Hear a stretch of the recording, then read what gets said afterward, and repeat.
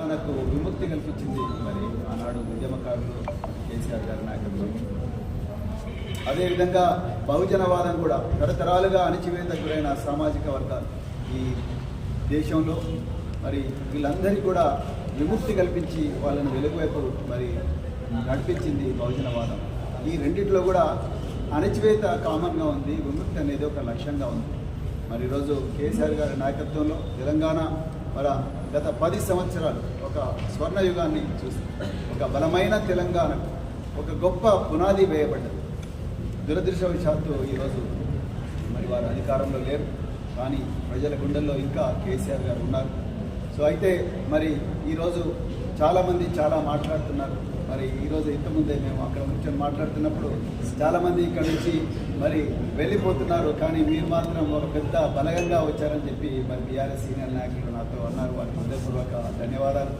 మరి నేను మళ్ళీ చెప్తున్నాను, బహుజనవాదం అంటే ఆశ, బహుజనవాదం అంటే మరి స్వార్థపరులు ఉండేది కాదు.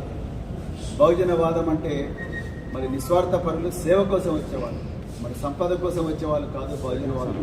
సో అందుకొరకే మరి బహుజనవాదులు ఇంత విపత్కరమైన పరిస్థితుల్లో, అదేవిధంగా ఇంత కష్టమైన పరిస్థితుల్లో కూడా మరి బహుజనవాదులందరూ కూడా మరి మాజీ ముఖ్యమంత్రి కేసీఆర్ గారి వెంటనే నడవాలనుకున్నారు. మరొకసారి ఒక బలమైన తెలంగాణను నిర్మించే ఒక యజ్ఞంలో మరి భాగస్వాములు కావాలనుకున్నారు. అందుకని ఈరోజు వాళ్ళందరూ వచ్చి ఏది ఆశించి రాలేదు, ఒక తెలంగాణ పునర్నిర్మాణంలో భాగస్వాములు కావాలనే వచ్చిండ్రు, అంతే తప్ప ఇంకొకటి కాదు.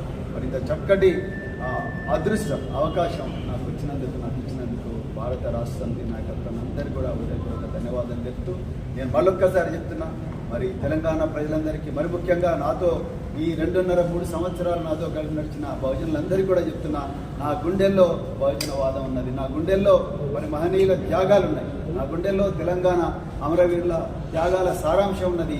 నేను ఎక్కడ ఉన్నా కూడా, ఏ వేదిక మీద ఉన్నా కూడా ఆ సారాంశాన్ని వాళ్ళు చూపించిన దిశ వైపే నడుస్తాను తప్ప ఇంకో దిశ వైపు కాదు. నా లోపల ఎలాంటి స్వార్థం లేదు. దయచేసి నన్ను అర్థం చేసుకోండి, మళ్ళీ చెప్తున్నా, అర్థం చేసుకోండి. మరి ఈరోజు కేసీఆర్ గారు మనకు ఒక వేదిక కల్పించారు. ఆ వేదిక ఏదైనప్పటికీ కూడా కానీ నా గుండెలో మాత్రం ఆ త్యాగాల సారాంశం ఉంది. ఆ త్యాగదండలు చూపించిన దిశనే ఉంది తప్ప ఇంకొకటి లేదు. ఆ లక్ష్యం కోసమే పనిచేస్తాం, ఆ దిశలోనే నడుస్తాం. మీరు అందరూ కూడా దీన్ని గుర్తుపెట్టుకోవాలని చెప్పి కోరుకుంటూ మరొకసారి మీ అందరికీ కూడా ఇప్పుడు నిన్న సీఎం రేవంత్ రెడ్డి మీద సింపతి చూపించారు. పాలమూరు బిడ్డ అని ప్రతి సభలో చెప్పుకుంటున్న రేవంత్ రెడ్డి గారు, నేను కూడా పాలమూరు బిడ్డనే. మీరు ఒకవైపు మరి శృతి మెత్తగా నన్ను పొగడుతూనే, మరోవైపు నన్ను చాలా శృతి మెత్తగానే వార్నింగ్ ఇస్తున్నారు మీరు. సో నిన్న మీరు Telangana state public service commission చైర్మన్కు మరి నన్ను చైర్మన్ పదవికి నన్ను మరి ఆహ్వానం పలికినట్టుగా మరి నేను దాన్ని తిరస్కరించినట్టుగా చెప్పిండ్రు. మరి నేను మళ్ళీ చెప్తున్నా, నేను తిరస్కరించిన మాట వాస్తవమే. నేను ప్రజాక్షేత్రంలో ఉండాలనుకున్నా, సో ఇది వాస్తవమే. సో అయితే మళ్ళీ మీరు అన్నారు మరి బీఆర్ఎస్ వైపు పోతే మాత్రమే ప్రజలకు సమాధానం చెప్పాలన్నారు. నేను ఇవాళ అడుగుతున్నా, తెలంగాణ ప్రజలకు స్వేచ్ఛ లేదా? ఏ వేదిక మీద పనిచేయాలి, ఏ ప్లాట్ఫామ్ మీద పనిచేయాలన్న స్వేచ్ఛ తెలంగాణ ప్రజలకు లేదా? ఉంది, బరాబర్ ఉంది. ఇప్పుడు మీరు ఒకవైపేమో ప్రవీణ్ కుమార్ మా పాలమూరు బిడ్డ, మరి మంచోడు, నా మిత్రుడు అని చెప్తున్నారు. మరోవైపు బీఆర్ఎస్ వైపు పోతే ఆయన ప్రజలకు సమాధానం చెప్పాలంటున్నారు. అంటే మీరు వార్నింగ్ ఇస్తున్నారా?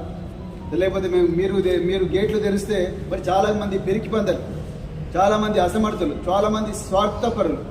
సో వాళ్ళందరూ కూడా ఆ గేట్ల గొర్రెల మంది ఎలాగ వస్తున్నారు. ఆ గొర్రెల మందిలో ప్రవీణ్ కుమార్ ఒకడు కాలేదు. ప్రవీణ్ కుమార్ నిజమైన నిస్వార్థంగా నిజమైన నికార్సైన నిజాయితీ కోసం పనిచేసే నాయకుడు కాబట్టి ఆ గొర్రెల మందిలో ఒకడు కాలేదని బాధపడుతూ మరి అక్కసుతో ఈ మాట అంటున్నారు రేవంత్ రెడ్డి గారు. మరి మీరే చెప్పాలి. సో నేను ఎప్పుడు కూడా ఆ గొర్రెల మంది ఉండదలుచుకోలేదు. చాలా మంది అన్నారు, ఎంత ప్యాకేజ్ తీసుకున్నావు కేసీఆర్ దగ్గర అంటా ఉన్నారు సోషల్ మీడియాలో. ఎంత ప్యాకేజ్ తీసుకొని పోతున్నావు మిత్రులారా? నేను మళ్ళీ చెప్తున్నా, ప్యాకేజీ తీసుకుంటానైతే నేను అధికార పార్టీ దగ్గర రేవంత్ రెడ్డి దగ్గర ఆయన గెలిచిన గేట్ల దగ్గర కూర్చొని మరి ఆ సీట్లలో కూర్చుంటాను. ప్యాకేజీల కోసం వచ్చినవని కాదు. ఒక అభివృద్ధి, తెలంగాణను పునర్నిర్మాణం చేయడానికి ఒక యజ్ఞంలో భాగస్వామి కావడానికి వచ్చిన, అంతే తప్ప ప్యాకేజీల దృష్టితో ఇక్కడికి వచ్చినామని కాదు. అట్లని నాకు ఆస్తులన్నీ వచ్చినాయి, ఆ దొంగ ఆస్తులన్నీ మరి రక్షించుకుందామని చెప్పి భయంతో నేను పోయిన పిరికి పందును కాదు, స్వార్థపరుణ్ణి కాదు. నేను అన్నీ వదులుకొని ఉద్యోగాన్ని వదులుకొని నేను రాజకీయ రంగంలోకి వచ్చిన. నేను పోలీసు ఉద్యోగులు నాకు పక్కకు పెట్టి కేసీఆర్ గారు ఇచ్చిన ఆపర్చునిటీతో నేను 10 సంవత్సరాలు గురుకుల పాఠశాల సెక్రటరీగా పనిచేసి 10 లక్షల మంది విద్యార్థులను ప్రయోజకులుగా చేసిన.